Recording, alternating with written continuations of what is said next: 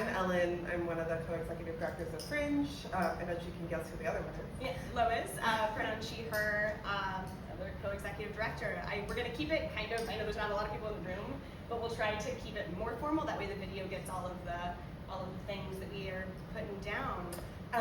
I also just want to quickly start off by doing a visual description for people who are listening. I can't understand who I am, or can't see who I am. I am a white woman with brown hair. It's curly and kind of messy and bangs. I'm wearing chair earrings, and I'm wearing all blue, and including a sweater vest, and we're in the Black Box Theater. Okay, and Lois speaking now, visual description. I'm a white woman, mid-length, dark brown hair, currently wearing a all-black, like kind of sweatsuit blazer situation. We'll start out by doing a land acknowledgement. Land acknowledgement, Hollywood Fringe acknowledges we are on the unceded lands of the Gabrielino, Tongva, and Chumash people. Our statement serves as a practice as we commit to furthering our connection to Indigenous communities, past, present, and emerging. Festival day! Yeah! So you're probably like, when is Fringe? Fringe is in June. It's all of June. And that might seem overwhelming to you, but it also might seem really exciting. It is kind of like something that we encourage you to dive into the whole month. Yeah. That being said, most of our participants work part-time to full-time jobs during the month of June. Yeah. It is something you can balance with your everyday life, especially if you're here local to Los Angeles, which 90% of our artists tend to be. So the dates will be June 4th through the 9th. We have a little preview week. Previews is the same as the normal week. You just call it a preview so that when you screwed up, you go, it was a preview. It's also a really great time for you to get press. So we really recommend that people do the preview week, at least one performance, sometimes two performances, depending on how many performances you do. Then we have no shows on June 10th because we have this giant opening night party. It's gorgeous. It's usually, up to about 800 people all celebrating the fact that we are opening up this massive festival. Yeah. And so everybody in your cast and you and all of your friends should come. And then our official festival runs the 11th through the 28th, and our award ceremony is on a Monday afterwards. That way, on that last Sunday, we have all of the shows, and then voting on our awards, which we'll talk about, throughout these coming months, closes on that 10 a.m. of the next day. That way, every show gets to be seen. And we have, coming up to that, you're like, okay, so that's all in June. What do I do now? You start coming to these events. Yeah. You're doing the exact right thing. We always say you have to dive in, or you get what you put in, right? So already I can tell the four of you sitting here in this room and anyone who watches this recording, you're going to have a successful experience if you continue that. You really do get what you put in, and showing up is 99% of the game. And we'll give you so many opportunities to show up via like 11 plus workshops and town halls, networking events like office hours, and then scattered events throughout that. We really try to provide you the networking experience in addition to the toolbox to be able to put up your show. Oftentimes we'll have every spectrum from fully veteran producer who has done LA theater for 30 years to someone who's fresh out of college who's never stepped foot into the professional industry, or someone who's been an artist for their whole life but has never produced their own show. Hey, come on in. And all of that exists at Fringe, but know that if you are new to producing, you can get all of the tools by watching the workshops, just coming to events. We really lay it out so that you have the producer hat on as well as the artist hat, not to mention the shared experience of everyone in the community. Last year we had 1,800 artists that were a part of the festival, and so that's your new community, that's your network. Again, if you choose to show up, you have not only the experience and the expertise we share, but their experience and expertise, which is mind-blowing how much you can learn just by talking to your fellow artist. So how does Fringe work? We're really transparent that it does cost money to do Fringe. It is not something that is to be taken lightly, and we really realize how much money our artists are putting in to make sure that this festival happens every year. And so we'll break down some of those costs for you. So the first thing you do is you create your project, right? You have this little project page on our website, and then you're going to find a venue within the Fringe zone. And there's two ways you can do that. You can come with our traditional venues. If it's your first time, you should do that. Please don't do a BYOV if it's your first time doing Fringe. That's crazy, because then you have to be a venue manager and a participant, and that's really hard to do when you've never seen Fringe work.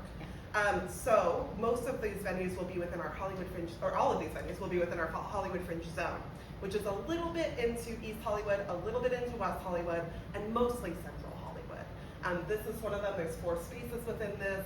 There's one down the street, down the street, down the street. And our goal is that every kind of area has venues around it. There's no such thing as a bad venue at Fringe, and there's no such thing as a good venue at Fringe. It's all dependent on your show, your feelings walking into the theater, your relationship with the venue managers, because they are not us, but they are our like arms of Fringe that will bring you in as well. And so you want to make sure that you really love your venue, you really love the shows that are in your venue, you meet people, and you kind of build community that way. And so you will book that venue, you will pay your registration fee, which, heads up, it is going up this year for the first time since 2019, but we've gotten to that point where we have to raise the price. And so when you're budgeting for that, know that we will be raising our prices for our registration. We don't know that number yet because we're still fundraising for it, and our goal is to make it as low as possible. But it won't go above $450. That's like our oh my God, we didn't fundraise anything, which might be the case. And so that you pay that into us, you get your ticketing platform, you get all of these events that we produce, and you also get one-to-one help. So our goal is that you are in communication with our team as much as possible. As much as you want to be. There are very few of us, but we're actually a very open door policy. There's these things called artist one-to-ones, and we're about to talk about these resources, where you can come and book a meeting and we can help you go through what it looks like for your individual show pathway. Our goal is that when you present here at Fringe, you're actually excited to tour your show afterwards, you're excited to have an expanded life afterwards, and we can talk with you about what are those ways to do so and how to utilize the Fringe platform the best way for your goals. Because your goal might just be, I want to get a show up and I want to do it in a community of artists. That's an okay goal.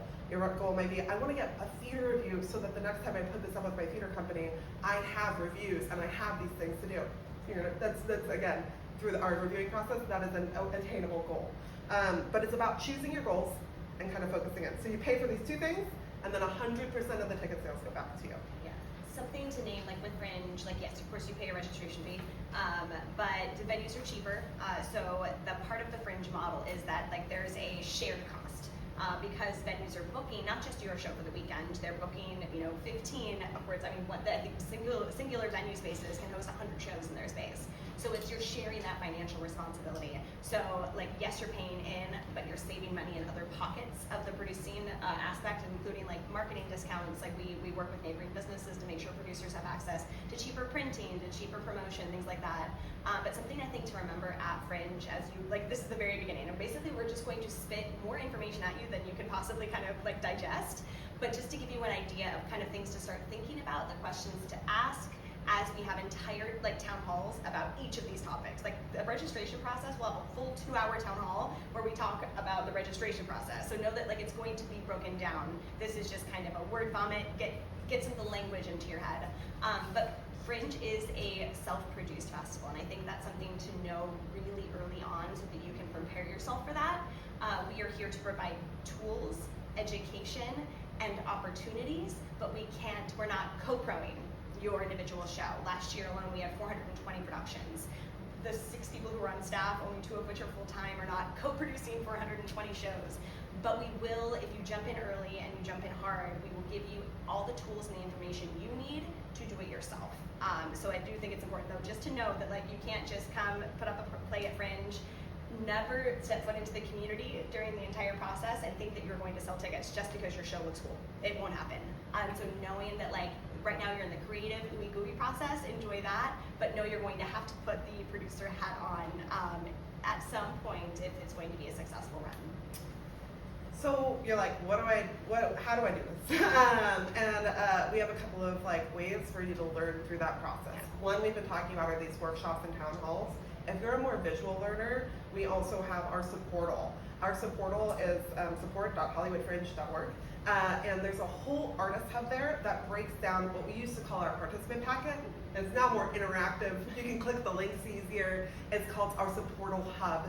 And this hub has decade of knowledge from our community about how best to produce in LA. And so it's a great resource for Fringe, but also in general, if you're like curious about what these things how these things work in a festival setting or in LA, it's a great resource for you. It's not all that different outside of, and even at the end of the day, artists that have done Fringe still have access to the community. The network doesn't go away because Fringe ends. They have access to us the amount of time. We still answer your supporting mails. You're like, hey, I'm doing another Fringe run, another run in Denver maybe. How do I, any advice on this? Like we got your back. So those tools are going to be there forever.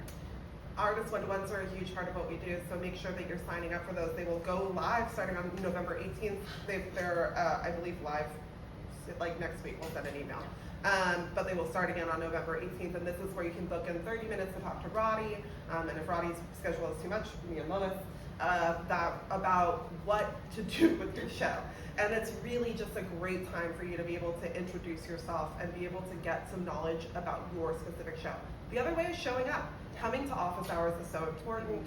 Coming to events, we are so the faces of people who when you see our face, we want you to say, hey, I know you.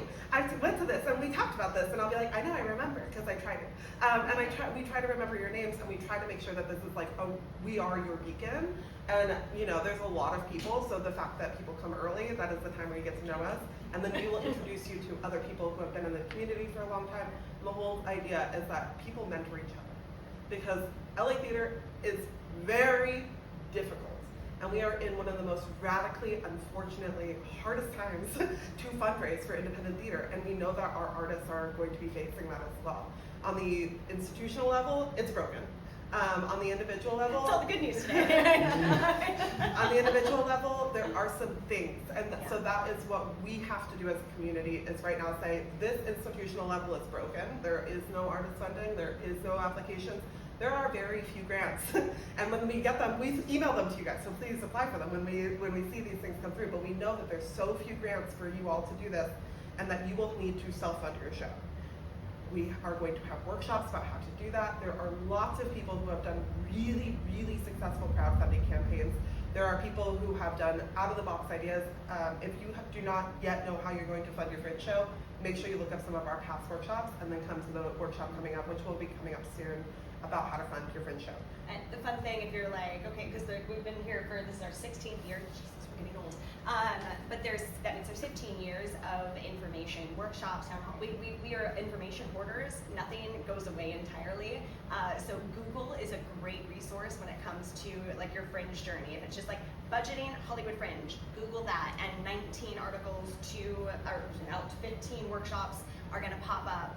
If you want to if you're I don't want to wait until all of these things come up in the 2026 season, Google is your pal, and you can find so much information right there. And then internally, we have two funding programs. We have the Fringe Scholarship Program, which is available to first-time Hollywood Fringe producers who contribute to the ethnic, cultural, racial, disability, and B-Deaf and/or B-Deaf diversity of the Fringe community.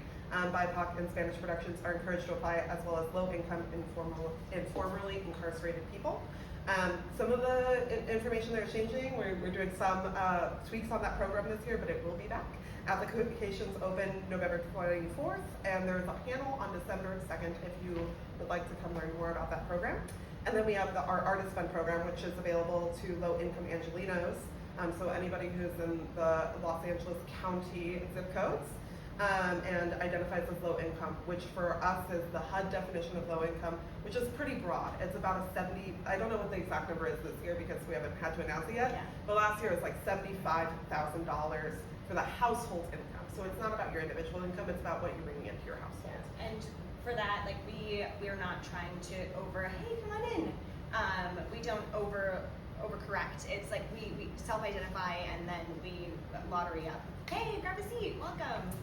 And so those are the two funding opportunities under Hollywood Fringe. More information will be coming into your emails. Right now, if you are going to do Hollywood Fringe, being a part, up to date on your emails is going to be a really important thing.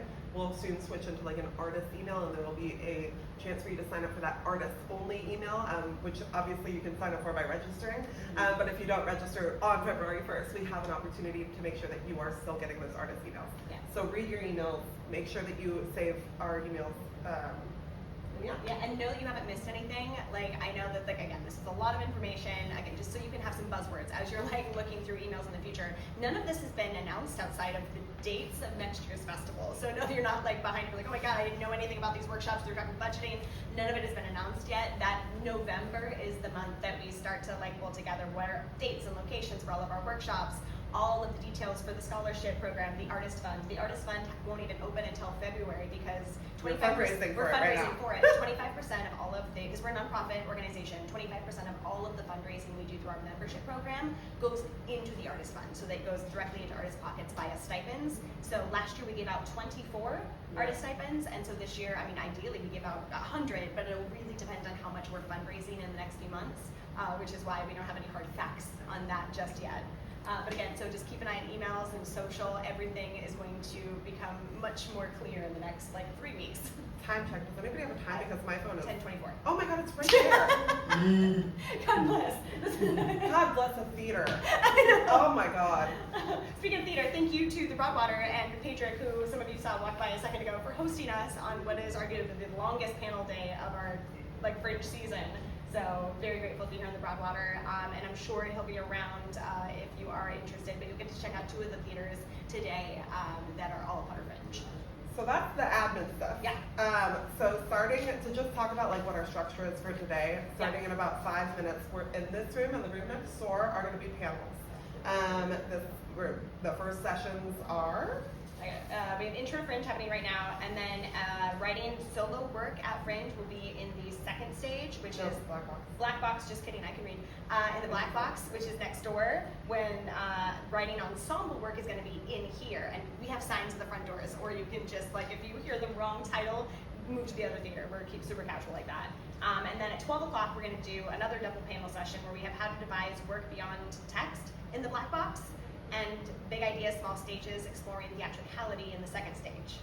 From there, we're gonna have a 30-minute break to like grab a bite. There's the Hudson Cafe lobby, or Hudson Theaters Cafe lobby, which is a 6-minute walk just this way that has like quick sandwiches, coffee, something you can grab and run back with. It's a 6-minute walk, so you can easily do that in 30 minutes. And then after lunch, we are going to come back together and do speed networking, which is your chance to start to meet some of the community. Like we said, we've been saying this whole time, it's a knowledge share. It's about meeting your network of other theater artists. And so we're going to introduce you directly to at least 6, and then you'll be broken up into small groups to kind of play speed networking throughout it's kind of musical chairs networking. It's super fun. It's super overwhelming. But before we get in, does anybody have like technical questions about Fringe, how Fringe works, or anything like that? Anybody? I'd be like, what is? Any questions about that, or do we want to? No. Perfect. Okay. Well, it's gonna be a fun We did day. it. Yeah. Welcome. Yeah. No questions. Well, you know what we didn't do is an official, like, we always do this in the beginning. But how many people are brand new to Fringe? Like, this is the first time sitting at Fringe here. Well, yes. Welcome. Welcome to the family. We're gonna say it at every workshop in town hall because that's genuinely how we kind of move through community. Is we consider ourselves all one family, and we take care of each other. We provide a safe space for art to take risks. That way, like, we have a code of conduct for a reason. Like, that way you can take risks in your art and not have to worry about your person in these spaces. So genuinely, welcome to the family. I can't wait to see what this year brings.